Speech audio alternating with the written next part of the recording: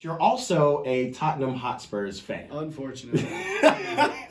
There's no reason that Lucas Moura should see the field. He's washed up. Yikes. He's washed up. That is a fact. That's not true? even a hot take. The fact that America always wants to be unique in their culture. Big facts. And we want to be distinguishable as the powerhouse. And because soccer has been such a global movement, we can't just step into that. Yeah, it's not ours, right?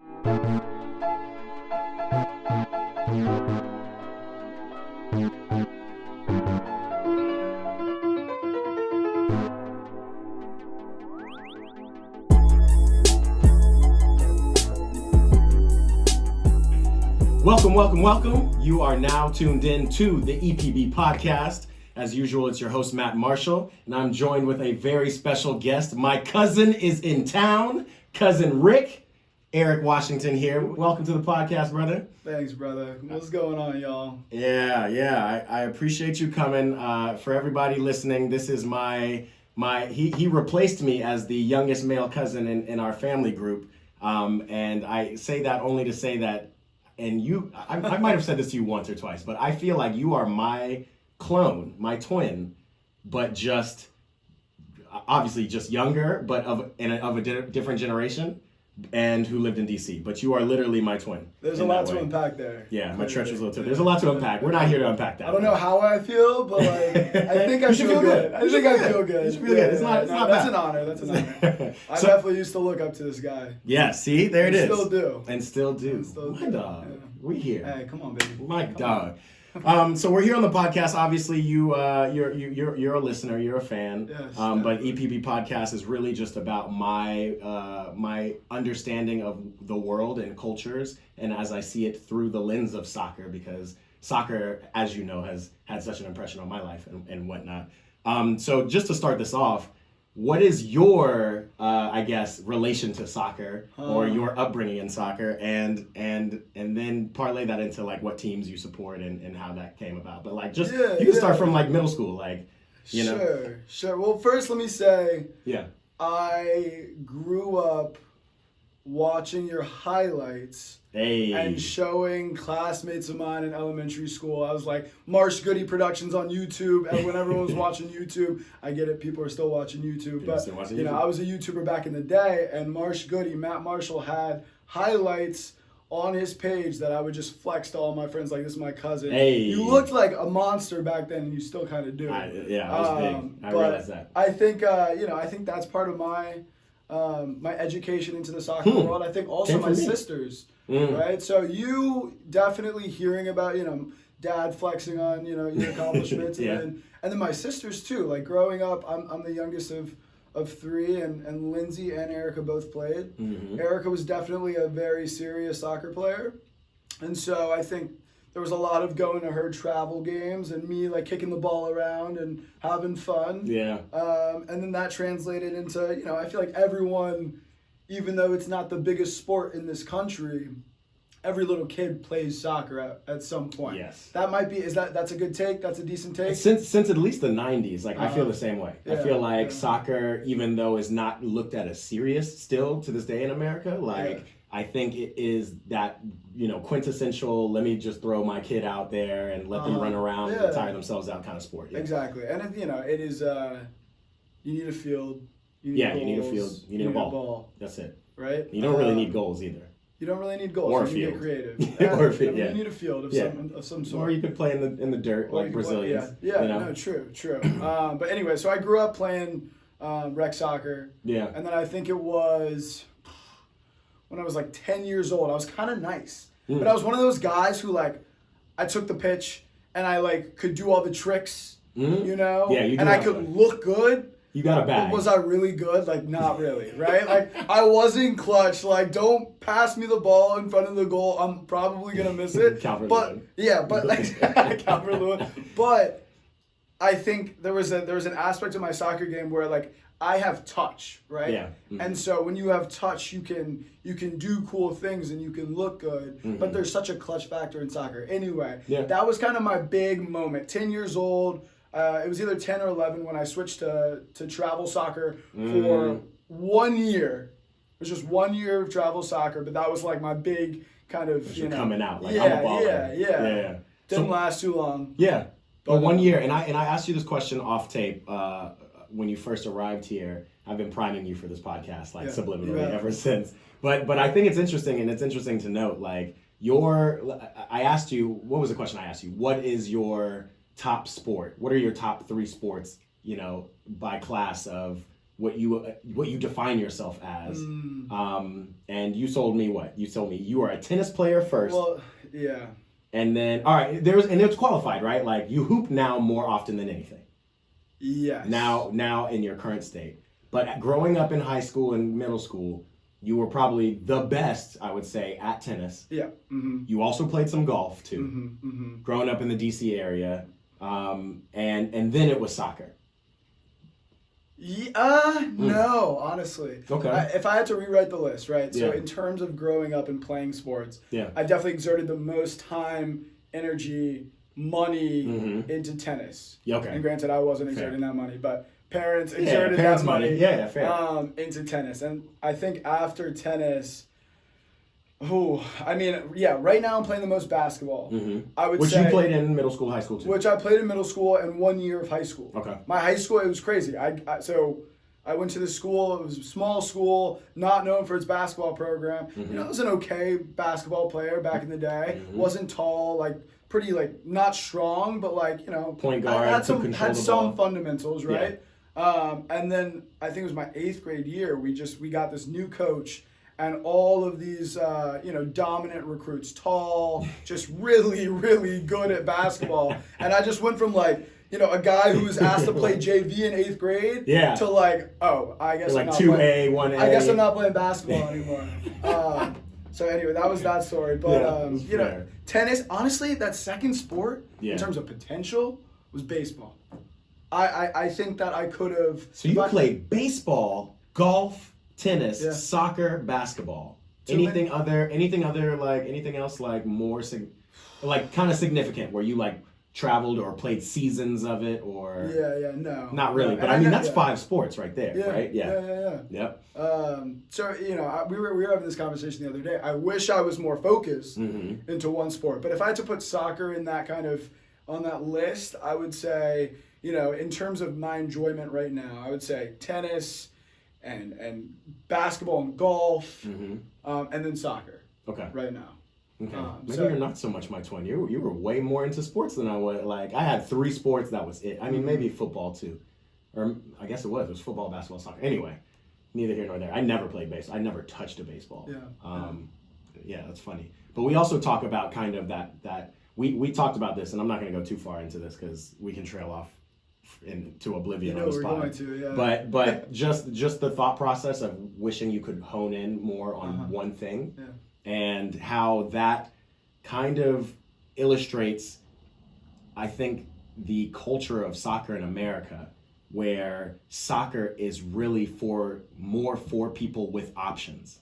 And I talk a lot about privilege. I talk a lot about inner city versus living in the suburbs, and black folks versus the white folks playing soccer. Growing up, one of my biggest things I say on this podcast is growing up in Georgia, my friends would tell me, the friends I would hoop with would tell me that soccer is a white person sport, which was really interesting and probably affected me a lot because the heroes I grew up looking at were all black. It was Drogba and Thierry Henry and Ronaldo, R9, who, folks look at Brazilian, and it's almost like Brazilian becomes its own race in certain ways, but them black. Neymar is black. I know he had that perm for a while. Neymar's black. Well, some of them, right? Yeah. I was surprised that Richarlison is listed, and that's a hot take. That is a hot take. No shade towards Richarlison, but I was surprised. In Brazil, it's really complexity is that's the nuance. It's nuance for sure. Yeah. It's the brown bag rule, right? Yeah. So wait, what is Richarlison listed as? Black. Oh, you were surprised that he was listed as black? Yeah. I read an article. It was when a bunch of kind of racist remarks are screamed down. About, fans in the stadium, and they listed him as black, and I took a step back and was like, oh, interesting. That honestly changed a lot of my my thoughts. Yeah, Not 100%. really thoughts, but it changed my perspective, Kind of perspective on on Richarlison and on Richarlison specifically. Yeah, on Richarlison specifically. It's kind of qualified, and I've had like funny conversations with different people over years with race in general. Yeah. And people throw a lot of ethnicities into the mix of race, but when I think of race, I think of literally two. I think of white or black. That's and obviously there's more races, but it's a lot more. There's a lot more. But I hear you. Growing up, it's kind of like you were either treated as a black person or you were treated as a white person. And again, like almost like a BIPOC person or a white person. Yes, and that BIPOC is black. Essentially. Okay. Yeah, no, for it. Yeah, you're like, all right. Okay.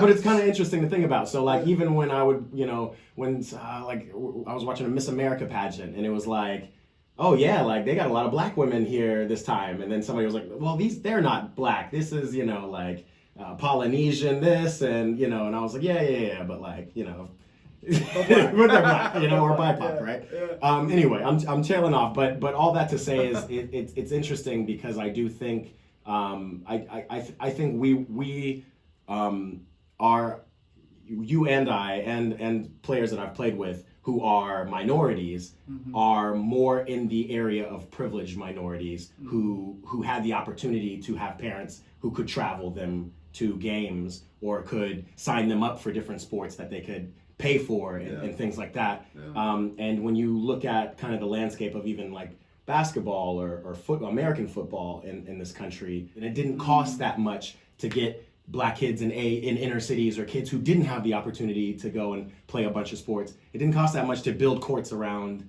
the inner cities and get them into AAU programs then and things like that. Like LeBron James, I don't think LeBron James' mom was paying for his AAU fees, right? They have programs and they have things available for that. Yeah. And so I just wonder, like, soccer is even so much less of, there's less overhead involved. Why wouldn't that and why can't that happen in America? It just seems to be so guarded as more of an elite sport like a tennis or a golf where it costs a lot of money and it's a lot of upkeep. But again, like you look across the world landscape, it don't cost a lot of money. People are kicking rocks around in certain lands, or not rocks, but like kicking balls around barefoot in a concrete street or whatever. Yeah. So anyway, it just. Well, I think there's a leap there though. Like, there is a leap. You shouldn't be for talking sure. about golf and tennis in the same subject as the differences between basketball and soccer. Yeah, I mean, I do think that soccer is kind of that pay-to-play structure. Definitely, That definitely exists, a tennis or golf kind of.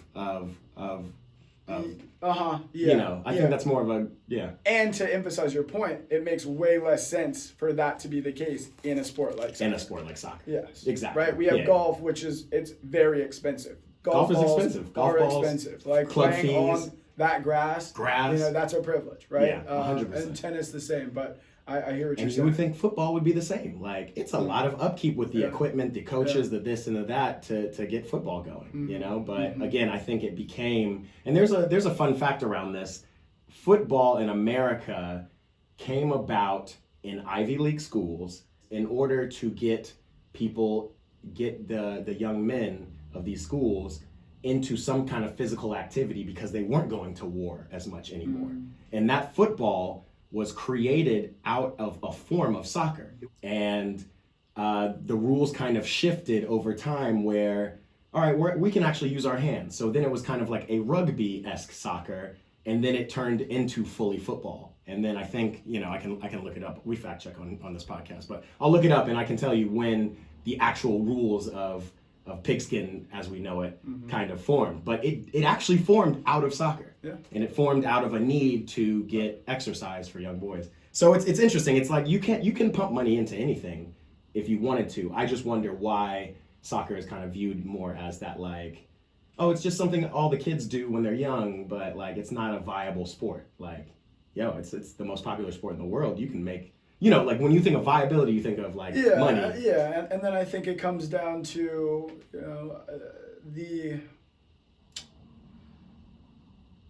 fact that America always wants to be unique in their culture. Big facts. And we want to be distinguishable as the powerhouse. And because soccer has been such a global movement, we can't just step into that. Yeah, it's not ours, right? Yeah. Baseball, that's ours, right? When, obviously we can do some deep digging and recognize all of the talent from all of these Latin American countries and Central American countries, but that have carried the sport. Baseball is American history, right? American Pie. Football is American history, right? So I think there's an element of that in huge that element. It's what I would call like almost xenophobia, right? Like, and I think this came from the war as well, where it's like we want to play soccer, but we have all these other countries, and we're America. We're our own country. Like we want to, this is our thing. Let's play baseball. Let's change this football and change it to a football that makes more sense. Let's hit people and things like that. So it's interesting. It's interesting to look into. I should do more like vignettes about that, because I read these things and then I'm like, man, that's really interesting, and I don't go any deeper for whatever reason. Anyway, I didn't come here to just talk about the demographics and the dynamics. So first and foremost, well, not first and foremost, but I do want to just say that my cousin is an excellent educator. He's currently in school right now getting his master's in education. Thanks, he works with children. He's very, very clear and introspective thinker, and I appreciate that from you. And so that doesn't mean anything for this podcast, but I just want to show you some love and shout you out a little bit. Thank you. But you're also a Tottenham Hotspurs fan. Unfortunately.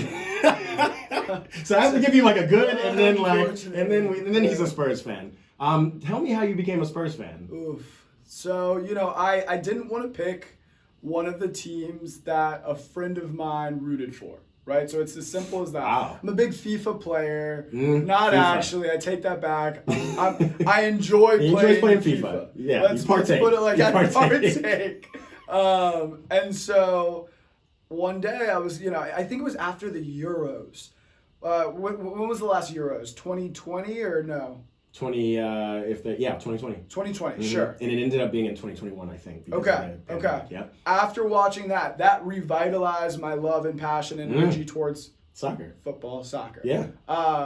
And so after that, I was like, okay, it could be cool to pick an EPL team. And I had a friend who, massive Arsenal fan, kind of like wasn't about to ride that train. Man U, Man City, I'm not about to pick either of those teams. Man City, Chelsea, I had other friends who were Chelsea fans. Liverpool, other friends who were I didn't want to follow anyone. And at the time, I didn't have any Spurs friends or Leicester City friends. And so those were kind of my two target teams. I was like, I want to get into EPL. Yeah. I want a team that's got some money and got some, history. A little history. Tottenham or good history. Players. I don't know about, we can talk about that. Debatable. But, at least, a well-regarded team who's always going to be in it, right? Yeah. And so I set up a FIFA game, me versus the computer. I was Leicester City. I was playing Tottenham. Granted, it was, I don't know if it was on Legendary, it might have been World Class, but I lost. I said, whatever team wins is a team I'll be a fan of. Wow. So I was Leicester City. I lost the computer on World Class. And so I became And from then you were a Tottenham fan. You were this close to from the loss, I was a Tottenham fan. Damn. Well, and it makes sense. A lot of people, I ask a lot of people who I bring on this podcast how they came to like their teams and stuff. Yeah. You would be surprised that a lot of these answers, especially from the Americans, kind of circle around FIFA in some way, which includes me too. Yeah. Like I was playing FIFA, that team was blue, I liked that team. Then I started seeing them playing on TV, blah, blah, blah. Yeah. Like when you were growing up, you weren't seeing EPL on TV or I was like a DC United fan growing up, kind of. Yeah. Freddie Adu. Yeah, Freddie Adu. That was my dog. Freddie Adu. Oh, besides that, I couldn't name a single other DC United player of that time. Yeah, no, that's fair. Damn. Yeah. That's tough. Freddie is like, man, we got to talk about Freddie. But anyway, that's it. So you became a Tottenham fan. Yeah. We watched Tottenham when you were here. Speaking of Tottenham, there's a lot of teams, a lot of games to go through. We got a lot of stuff to talk about in that standpoint. But Tottenham, who is sitting currently in 5th place. Sixth place. Now they're in 6th place. But they were in 5th when they played Liverpool, who was in 6th place. That was probably the biggest game of the weekend. Yeah. Just about. I mean, define big. Everton Leicester today, which we're kind of looking at little highlights of in the background. That's a huge game. Huge game for different reasons. But man, so you've been a Tottenham fan for at least a couple of years. Like you weren't even like super into fandom when they've reached the pinnacle of their glory, which was the Champions League final that they lost. Correct. And I feel like a lot of people became Spurs fans after that. Okay. But luckily I didn't, right? So I'm kind of more of a, I'm not a hype beast by being a Spurs fan. Right? I didn't watch Champions League and then be like, wow, like they were in the final. This team's cool, fire. right? Yeah. It was after actually the season where Spurs finished 7th, right? That I became a Spurs fan. Yeah. And so my first, exposure to being a Spurs fan was when we kind of readjusted and got our focus back and ended up top 4 under Conte after Nuno was fired. And so I kind of had a good first season, like a decent first season, especially with the talent that we had out there. Yeah. We're starting like Tanganga and Skip at the end of the season. What's wrong with Tanganga, man? I've only dog. love for Jeffette, but like when you were starting Tanganga and Oliver Skip, you're down bad. Yeah. You're down bad. Like all the love in the world to those guys, but like that's not a top football club. Yeah. Who's your favorite player on Spurs right now? Ooh, right now. Yeah, or right of all now. Time. It's been a couple years now. Yeah, well, it interestingly enough, so to start it was Sonny. Okay. I love Harry, but to start it was Sonny. I think also when I first started, Christian Romero was one of my guys. Like if there was anyone on the team last year who I just believed in, Cuddy Romero. I knew he was gonna like screw the other person in any way, shape, or form he could in defending. Because he's a wild boy, he's a hothead. Yeah. I love the passion that he brought, but he was also a strong defender. Yeah. But right now, I mean, I don't know. Why not Harry? Why isn't Harry the very first thing that comes off your tongue? I love him. I love him. He's our guy. Talisman, But I think why I don't say Harry is just because like I don't like his. It's not that I don't like. Fair. I don't. I already know. I can kind of feel what you're saying. Hold on. Let me get there. I am not a fan of him off the field. Right. There's no personality in Harry Kane off the field to the point where I would honestly say, low key, I'm a big Emerson Royale fan. Personality is important in sports, period. Yeah. That storylines are important. It's the same reason like people ask me why I'm a Kobe fan or you know what I mean? Like that stuff is so important to me. Sure. Like Cristiano over Messi.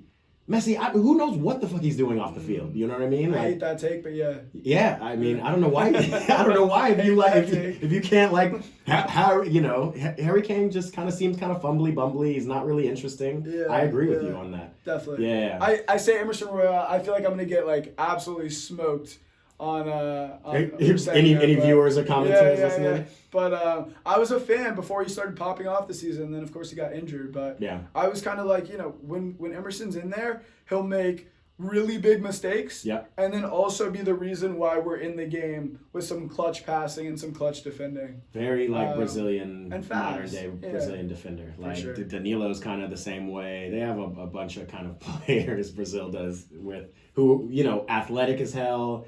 Skilled as hell, but maybe like don't have really an understanding for the not even a feel of the game, but they're just wild boys. They're just like, wild. You're liable to either get a red card or an amazing assist, but whatever. Somehow Danny Alves. Do you remember Danny Alves?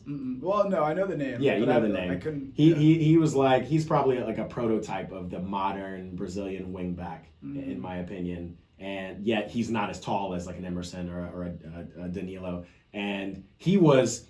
That perfect, like when I talk about perfect storm, perfect blend of wild boy and like winner, basically. He played with Barcelona with Messi and all them, but it's like he had it. Like it was like he could go, he could slip and go too crazy, but he not the same as Emerson. So I understand what you're saying. Nobody's gonna roast you for that, but it is strange because he's kind of a new boy. I mean, he was also the most roastable Hotspur for a little bit for the longest time.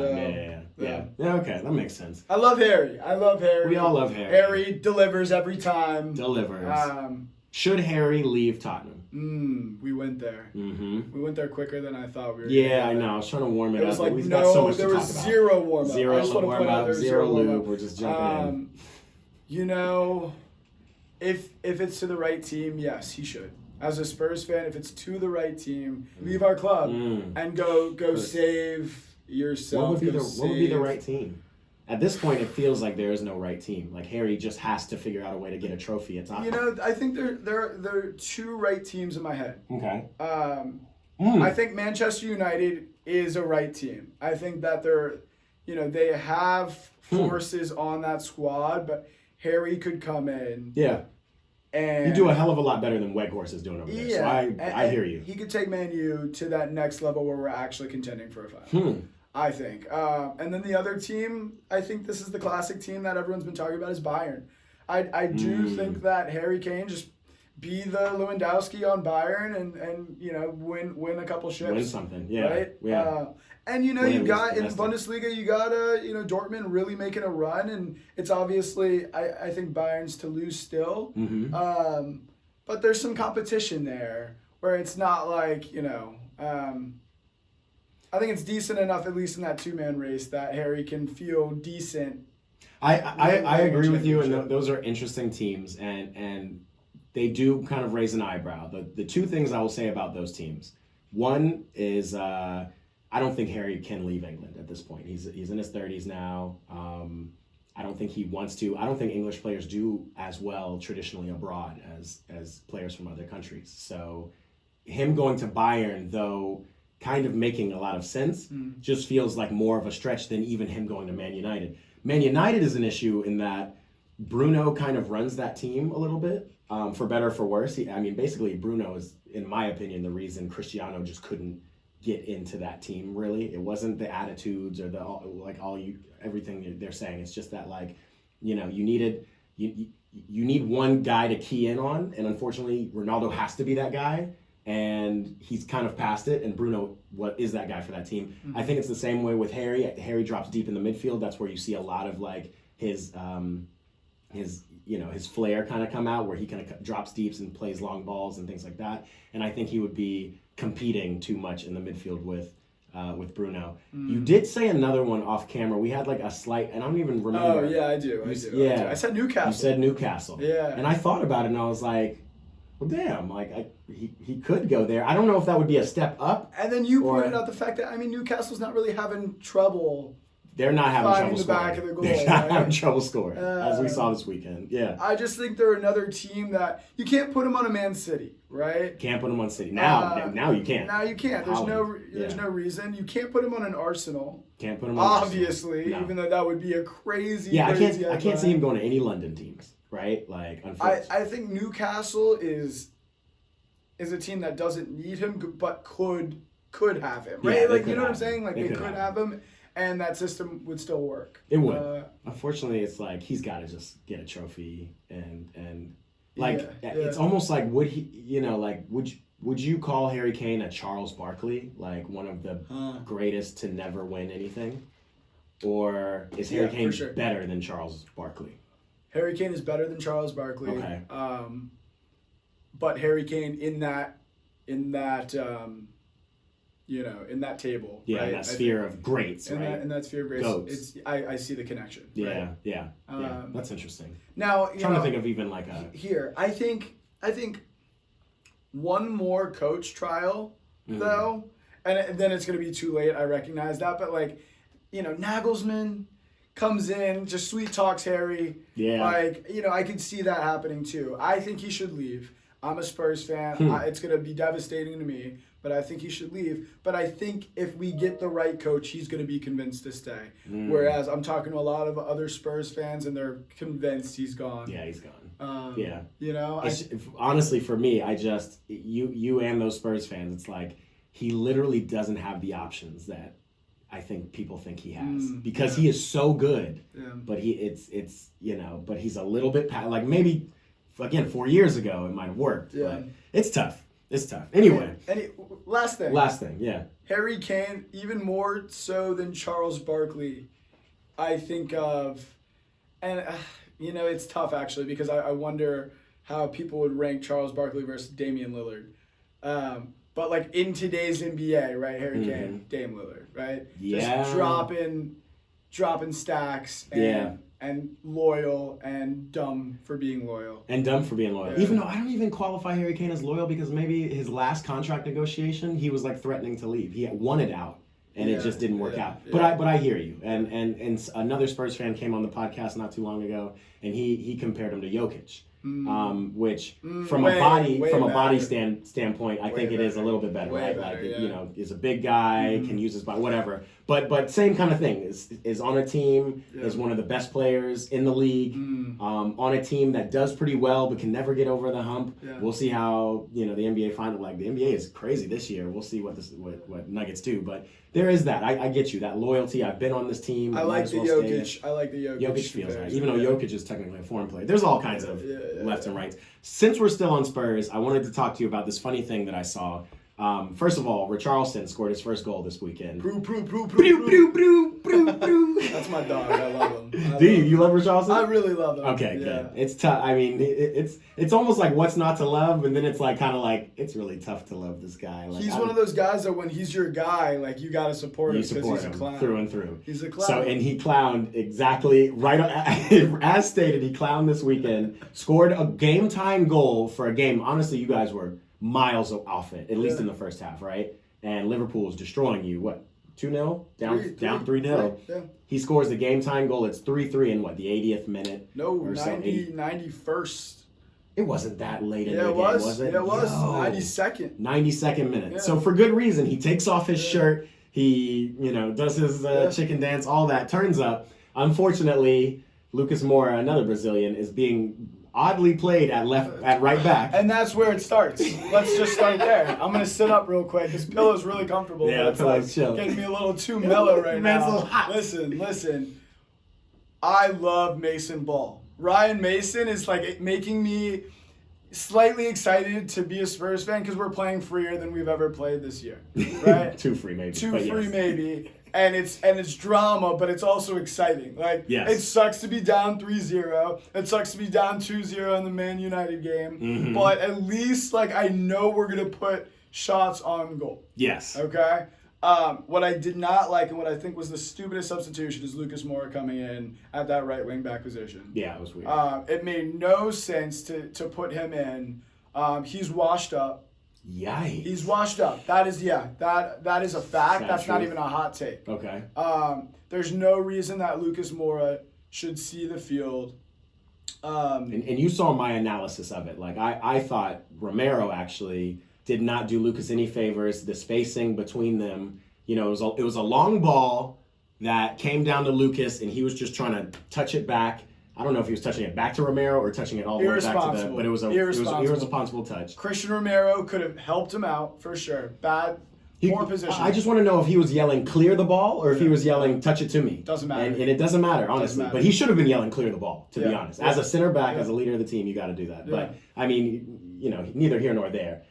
Nothing good has happened when Lucas Moura touches the ball. Yikes. That's so this tough. Season. And it sucks, And it's tough because you were not a Spurs fan when he was the I know. but you know of it. I know.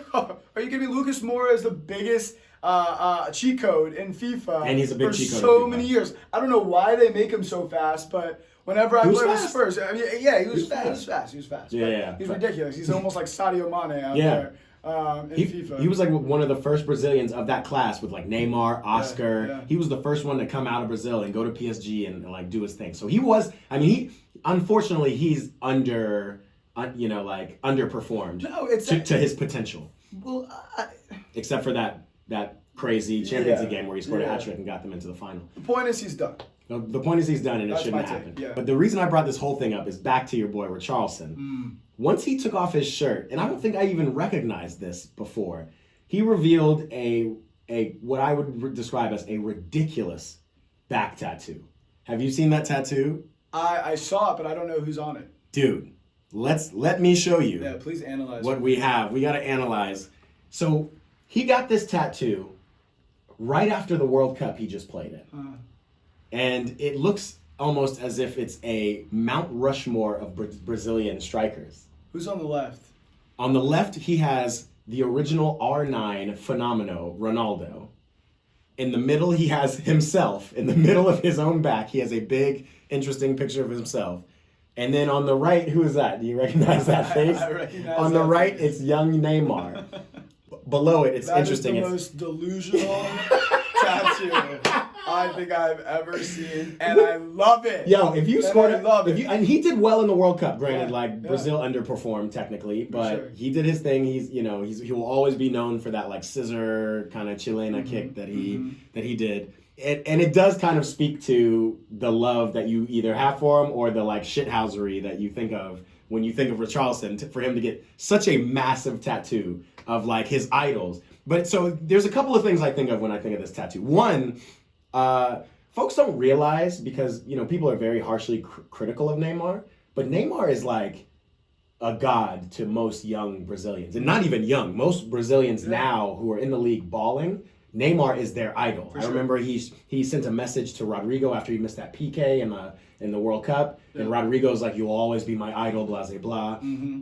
People don't realize the weight Neymar has had on his shoulders as this kind of Brazilian, this next up to Ronaldinho, to R9, to even Robinho. Mm-hmm. So I think it's you think people don't realize that? I don't hear a lot of it for some reason, and I say this now like with the perspective that I'm a Neymar stan a little bit. So I know you are. Like I'm a little too thirsty for Neymar, even despite what he's done all at PSG. I'm like, y'all don't even realize this man has whatever. But yeah, I don't think people think of Neymar in the same. Obviously, he's like a superstar, right? And he's been top 3 for the last decade, and that's next to Cristiano and Messi. So that's pretty crazy company to be in. But I don't think, because he's again maybe underperformed to his potential, I think people look at Neymar as not that guy, and I'm just like, yo, Neymar's that guy. Like, y'all need to recognize. Anyway, I think that's funny. He's also got like a picture of him in the favelas with his number 9 shirt on, Richarlison. Anyway, tattoo aside, there is a story out there, and I can't tell if it's confirmed or not. It's only from a few outlets who reported it, that Neymar sent Richarlison 30,000 euros to remove his face from his back. No way. And I could see that. I don't know, but like, what's the publication? It's like the fake news. Yeah, it feels fake newsy. It does. That would be incredible if that was a real story. Yeah, that'd be too savage though. It would be hella savage. It would be hella savage. But dailystar.co. Oh, I trust that. Yeah, it's like a Daily Mail-esque. Yeah, it's like a Daily Mail. No, I think I trust Daily Mail. I don't know, but that would be crazy. But obviously, as we saw in him scoring his first goal with Spurs and taking off his shirt, he has not removed Neymar from that tattoo. He has not removed Neymar. Yikes. Anyway, I just thought that was a funny nugget, and he's a cocky. Yeah, he's cocky. I mean, he was the man at Everton, and he deserved to celebrate like that after the season he's had here at Tottenham, kind of mixed with the amazing World Cup he had, quite frankly, we can go down that road any day, but yeah, he had a great World Cup. He's had a shitty season at Tottenham. He was the talisman at Everton for so many years, another team that's now struggling, but was always mid to higher table when he was, the man there. Mm-hmm. You think he's going to go to Tottenham and just turn up, and, he is what he is. Yeah. But you think he's a starter? Should be starting. And we got Kane, Son, Kulusevski. Yeah, well, I think if you put Kane at the CAM position. Yeah. Wow. I think Richarlison should be starting. And I think Kane is just such a, just as much as he's a pure clinical scorer, I mean, the balls that he produces, the passing skills that Kane has. Yeah. I could see him being successful as a CAM with Richarlison running the striker position. Yeah. So I think in that sequence, Richarlison's a starter. Other than that, my take is that Sonny this year, right? Whether Richarlison should have been filling in for in some capacity in our offense and Son should have been coming off the bench. Like, I think Son, my hot take. Yeah. No, I don't think it's my hot take. Son just was not informed this season. Son ain't a starter this season. Yeah. And he proved it coming off the bench. And listen, somehow, he's been scoring recently, but it's all because Kane is just putting it in his plate. Yeah. To finish. If you don't finish that, I could finish that. You know what I'm saying? Yeah. His goals, so don't get me wrong. Sonny is pure class. Yeah. And no one can bend the ball like Sonny. Mm-hmm. No one can bend the ball in the EPL like Sonny. Yeah. But this season he's pissed me off. Yeah. No, to the point where find a role for Richarlison. Get Danjuma in the game before the 80th minute, please. Yeah. That dude looks like a just pure scorer. Like, he just wants to put the ball in the net. You know, Sonny does too much half the time. Yeah, Sonny. Whereas Danjuma looks like a guy who's just going to, like, put his body on the line. You know, I hate in the World Cup, Christian Pulisic put his body on the line. Literally, I heard that that phrase, they just overdid it way too much. Anyway, Danjuma looks like that guy who's going to do that. If anybody's going to put their body on the line, Danjuma. Yeah, that's real. Okay. Let's get away from Tottenham a little bit. I don't want to make this the Tottenham show. Yeah, I know. It's like having to deal with it.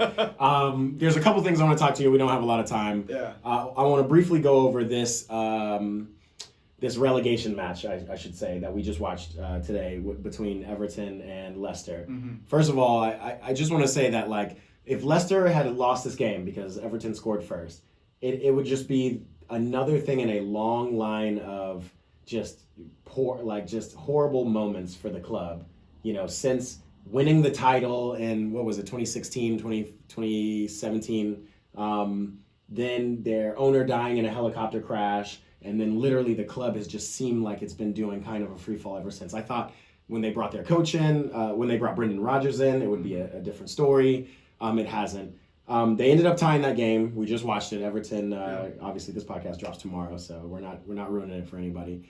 But it made me more think about the thought of how intense we were on watching the two, you know, second and third worst teams in the league playing each other, and why that game was so intense, and how if we were watching right now, if we were watching maybe 3 weeks ago, Portland playing, you know, San Antonio, nobody would give a shit. We wouldn't be watching it. Yeah. So it makes me think about when Zlatan came and played in LA, and he said that the MLS will never be really interesting because there's no relegation system. And then I had a conversation with another friend the other day who had asked me if playoffs are more important in just being a lover of sports, or this kind of relegation, or having a full season, like Zlatan said, where every game is important, because if not, you could find yourself in Everton or Leicester's situation where you could possibly get relegated. And I primed you with this a little bit before off tape, and so I just want to go back over it and ask you, from an American's perspective and a sports lover and player that you are, like, what is more important to you? Would you be more interested in watching playoffs, or is a season where every point matters, and if not, your favorite team could be relegated? You know, if you're a Wizards fan, you know, Wizards could go to the G League. Is that more important to you? I mean, there's so much to that question, right? Like, it took so long to ask the question. There's way too much to unpack there as well. I think relegation adds such a cool element to the game, right? And so, you know, I think there's two kind of layers to this question, especially as it pertains to Leicester and Everton. I think what's more important to me, I think what could be interesting about this question is let's pretend, you know, I'm a big Wizards fan, right? Yeah. So let's pretend that I'm either watching the Wizards try and defend themselves from relegation, or watching them in the playoffs. I'm more excited to watch them in the playoffs, right? 100%. But it's adding that intensity to the sport, which adds an exciting layer. So, like, if it's about teams, like, what's more exciting, a team fighting from relegation or a team? That's why I'm like, that's true. This question, right? That's true, right? Playoffs. You want to be in playoffs. I think that the concept is so cool, right? And it should be in most sports, because why are teams in the NBA trying to lose at the end of the season so they can get their, you know, draft 100%. Status, get a lottery pick. Get a lottery pick, get a top pick. So I do love the concept, but does it make it more exciting? Playoffs, it's a weird comparison since there's no, like, playoff model in totally. And so I guess let me try to reframe that. Like, do you like? And it's tough to compare to basketball because we just know basketball of that. You play a season, but then you get to the playoffs, and then the real fucking ball starts, right? Yeah. And real quick, I know someone's gonna hate on me for being a Spurs fan and a Wizards fan. two franchises that have no history, no luck, all bad things happening constantly. That's how you terrible owners. Actually, sorry, let me not put that on Ted Leonsis, but terrible management. Yeah, rather poor management. Yeah. Anyway, yeah, so you must be a great, but happy-go-lucky guy if you're supporting these teams as much as you do. And he honestly wears these teams on his back. So yeah, no, that's great. Yeah. But no, I think the question is more. Maybe it's more geared toward MLS. Like, should MLS have relegation? And I think that's actually a simple question to answer anyway. Yeah. Soccer is different, and it would be more exciting. Yeah. But maybe the real question is it more exciting to phone it in? And maybe exciting is not the word. It's just what is more worthwhile? Not having playoffs, but watching a full season where every game matters, or having playoffs where all you have to do is get in, be one of the top teams, and then anything could happen. Yeah, I would rather watch a season where every game matters. Interesting. Yeah. Okay. Yeah. But I do love the playoffs. And I love the playoffs too. We're watching the playoffs and we love it. Yeah. I don't have a definitive answer. No, that's true. And then again, it's just I wouldn't change basketball, but I would change the sport of soccer to mimic more of that model where there are thousands. There are so many players on so many different teams who don't even get kind of the light, even though in England, like, they're televising Wrexham games, right? They're televising the fourth division of this, like not even what would be described as G League. But if you were to compare it to like a basketball, like an NBA, where you're seeing now more foreign players than ever coming into the NBA and running the league, the Lukas, the Jokic's, the whatevers. Mm-hmm. If the whatevers, the whomevers, the not the KR. What's my guy's name? What's your guy's name on the Wizards? Kristaps Porzingis. Yeah. Anyway, KPs. The KPs, Unicorn, baby. The unicorns, not those, but sell Brad Beal, please. But sell him, dish him. Wouldn't that make it like more of an? And I don't want to say inclusive either, but they are. You have to be in the upper 1% of the upper 1% to be an NBA player. Sure. And there's so many great basketball players out there who are playing overseas, playing in different leagues. Yeah. Wouldn't that just create more competition if there was maybe a secondary division, which there is. There's a G League and there's other leagues. Yeah. But then they were able to kind of like play in. It would give more visibility to those lower level leagues, right? More visibility. G League exists, but I'm not watching the G League. Yeah, you're not. Maybe from a development I don't really, standpoint. But like I don't know too many people who are really watching the G League. Yeah. I don't think they have a team. And there's a lot of talent in the G League, right? There's a lot of exciting things happening in the G League. So I think that system could provide a lot more visibility to a system that is honestly exciting if you buy in, or if we have some type of, and feeds into the NBA, could just create more money, right? Yeah. And so if you look at this from a capitalistic standpoint, supremely, right? For sure. This is about money, and people say this about soccer all the time. There's no commercial breaks. There's no, like the score is too low. Like if you look at this supremely from a money standpoint, and what Wrexham was able to achieve, now they've been promoted to the next division.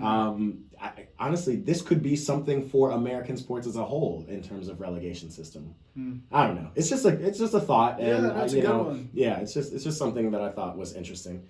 We're coming up to the end of the show. Wow. Already. Everything happened so quickly. It's so fast. It's like that. Man. Isn't that crazy? For hours. I know. We could just talk shit for hours. And this might be too heavy of a topic to really dive in. Give me a heavy topic. Really dive into the show. Let's go heavy. But again, since you work with children, two, we were briefly talking about this off tape. We have a lot of interesting conversations. I'm so glad I got to at least bring you on the podcast. I got to bring you more. But we were talking about just being millennials. You're more of a cusper millennial. Zillennial. A zillennial, exactly.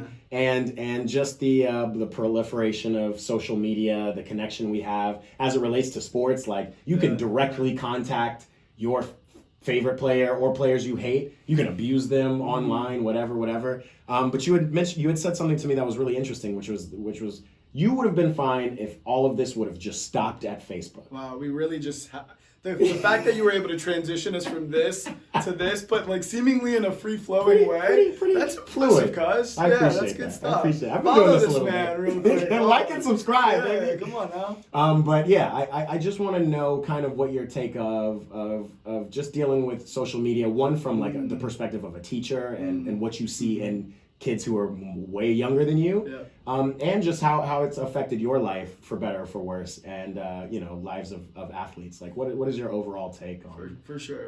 I mean, I think my overall take is you have to adapt with the times, but that's not my real take. Like that's like my overall take, and I think that is important. Yeah. Both to survive, in a school ecosystem, like recognizing that young people are going to be using technology in different ways than I did when I was growing up. Young people are more addicted to technology and social media. And so the context for this question is, I was asking Matt, is he on TikTok? And he was like, of course. And I'm not on TikTok. I really don't subscribe. I'm not a stan. Totally. And I think part of that is because I'm in schools and I see young people who are absolutely addicted and cannot wait to get their phones to get back on TikTok, Snapchat, all the different social media sites. Yeah. So I think there's an element there, and I definitely grew up as someone who I liked being outside. I didn't have I had a Wii. I didn't have an Xbox or a PlayStation, so I wasn't like gaming. I genuinely enjoyed my idea of fun growing up was playing soccer or playing any sport outside, playing sports, playing outdoors. Clearly, 5-sport all-star. Yeah. All-star it's a stretch, but I appreciate it. So anyway, that was the context because I'm just not on TikTok, and I was saying to Matt that I think we would have all been okay if we had just kept it with Facebook. Fair. Facebook does every single thing except for Snapchat. I get the disappears. I sound like an old head. Like, what is it doing? Oh, it's cute. Yeah. But Facebook, why did we need an Instagram or a TikTok? Facebook, you can post pictures. You can post your thoughts. Yeah. You can do it. It even tells you everyone's birthday. Like, what other social media site tells you other people's birthdays? Like, I still have to go to Facebook because I don't know anyone's birthday. Yeah. Like, Instagram doesn't move us anywhere forward. Anyway, so I was just saying, Facebook, I really wish I've adapted slightly with the times. Totally. I'm on Instagram. Totally. I'm kind of on Twitter. I'm fake on Twitter. Yeah, I'm fake Twitter too. It's too much. It's too much. But Facebook really was dynamic. Yeah. It's sad that it's kind of it's become the old people's. It's the old people's. It's the old people's app. Right? Let's change that. Can we? I think let's start the movement right here. Because I feel like there's also like generations per app. Like I think Meta. Right.